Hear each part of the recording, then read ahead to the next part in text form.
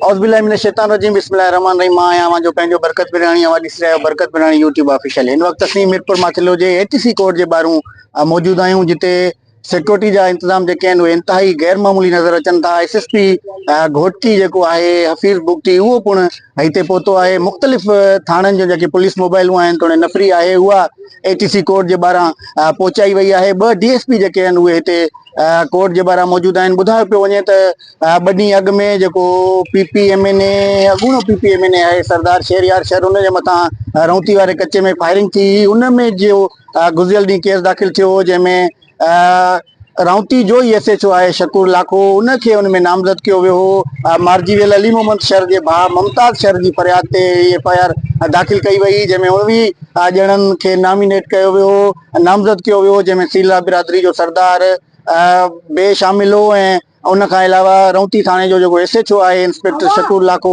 उहो पिणु हिन केस में जेको आहे उहो नामज़द कयो वियो आहे। गुज़िरियल ॾींहं खां हिन वक़्त ताईं जेको शकूर लाखो आहे उहो पुलिस जी कस्टडी में आहे, पुलिस जी हिरासत में आहे। गुज़िरियल ॾींहुं उनखे एसएसपी घोटकी जी ऑफिस में घुरायो वियो, जंहिंखां पोइ पीपी अॻवान शहरयार शर पिणु जेको आहे उते पहुतो हुयो।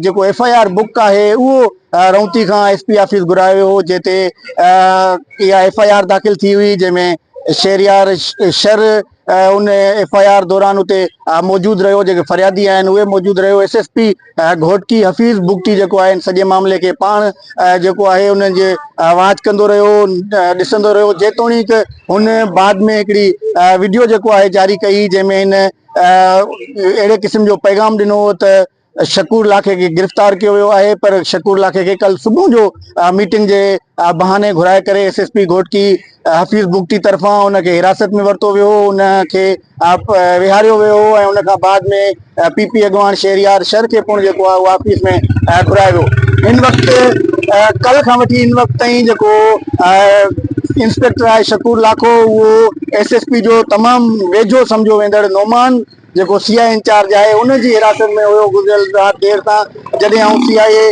सेंटर पहुतो हुउसि त हू उते मौजूद हो। शकूर लाखो तरफ़ां उन खां सवाल कयो वियो त हुन चयो त हू इन पोज़ीशन में न आहे त हू कुझु ॿुधाए सघे। बहरहाल हुन एतिरो ज़रूरु चयो त हुन सां ज़्यादती कई वई आहे। अॼु उनखे ॿुधायो पियो वञे त जेको एटीसी वारी कोर्ट आहे उन में पेश कयो वेंदो। शकूर लाखे खे पेश करण दौरान जेके इंतज़ाम आहिनि सिक्योरिटी जा उहे इंतिहाई सख़्त कया विया आहिनि, पर हिकिड़ी जेकी इंतिहाई अहम ॻाल्हि आहे उहा इहा आहे त शकूर लाखे खे पेश करण खां पहिरियों एसएसपी घोटकी हफ़ीज़ बुगटी जेको आहे उहो हिते पहुतो आहे, जेको हिन वक़्तु कोर्ट जे अंदरि मौजूद आहे ऐं हू कंहिं सां मुलाक़ात करण वियो आहे। हिकिड़ो वॾो सवाल आहे जंहिंजो जवाबु एसएसपी घोटकी हफ़ीज़ बुगटी जेको आहे उहो ॾेई सघे थो त हिन केस में जॾहिं हिकु इंस्पेक्टर खे हिन केस में नामज़द करे उनखे पेश करण लाइ कोर्ट आंदो पियो वञे, उन खां पहिरीं जेको आहे उनजो हिते अचणु हिकिड़ो वॾो जेको आहे उहो सवालिया निशान पिणु आहे।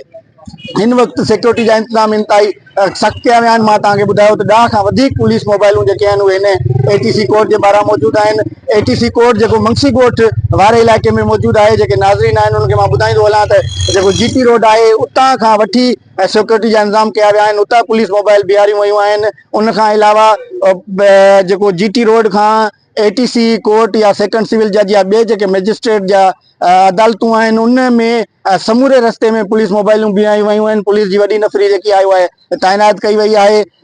उन जे अदालत जे ॿाहिरियां जेके बीठल सिक्योरिटी अमलो आहे, तोड़े चाहे इन जो पंहिंजो अमलो आहे अदालत जो, उहो पिणु जेके माण्हू अचनि था साहिलीन अचनि था, तोड़े चाहे ॿिया जेके आम माण्हू कोर्ट में मुख़्तलिफ़ मामलनि में हाज़िरिन ते अचनि था, उन्हनि खां चकास कई पई वञे, उन्हनि जी तलाशी वठी करे उन्हनि खे वापसि कयो पियो वञे। मां खे ॿुधायां त थोरी देरि में इहो ॿुधायो पियो वञे त शकूर लाखो जेको आहे उहो हिन कोर्ट में पेश थींदो ऐं उनखे इंतिहाई सिक्योरिटी जे इंतज़ामनि में जेको आहे उनखे हिते नियो वेंदो। इन खां अलावा हिकिड़ी इहा सोशल मीडिया ते राति खां वठी इहा ॻाल्हि गर्दिश करे रही आहे त शकूर लाखो इंतिहाई वॾा राज़ जेको आहे उहो फाश करण वारो आहे। छा वाकई शकूर लाखो हिन सॼे मामले ते लबकुशाई कंदो या हू हिन क़िस्म जा जेके इंकशाफ आहिनि जंहिंजे लाइ ॿुधायो पियो वञे त शहरयार शर जो रौती वञणु ऐं उन खां पोइ वापसि अचणु, उमर शर जो मारिजी वञणु ऐं उन जो जेको उमर शर सां गॾु हिकिड़ो ॿियो माण्हू मारिजी वियो आहे। अली मोहम्मद शहर उन जे लाइ ॿुधायो पियो वञे थो इंतिहाई अहम जेको आहे वेझो साथी हो शहरयार शहर जो, उनजे मारिजी वञण जे पोयूं जेके समूरियूं हक़ीक़तूं आहिनि, छा शकूर लाखो उहे समूरियूं हक़ीक़तूं बयानु कंदो? इन जो सवाल जवाबु ॿुधण जे लाइ अवां मुंहिंजो यूट्यूब जेको चैनल आहे बरकत मिराणी यूट्यूब ऑफिशियल, उनखे सब्सक्राइब कयो, उनखे विज़िट कयो। थोड़ी देर में ॿी जेकी अपडेट आहे उहा हिन चैनल ते मां तव्हांजे लाइ नाज़रीन जे लाइ ज़रूरु रखंदुसि।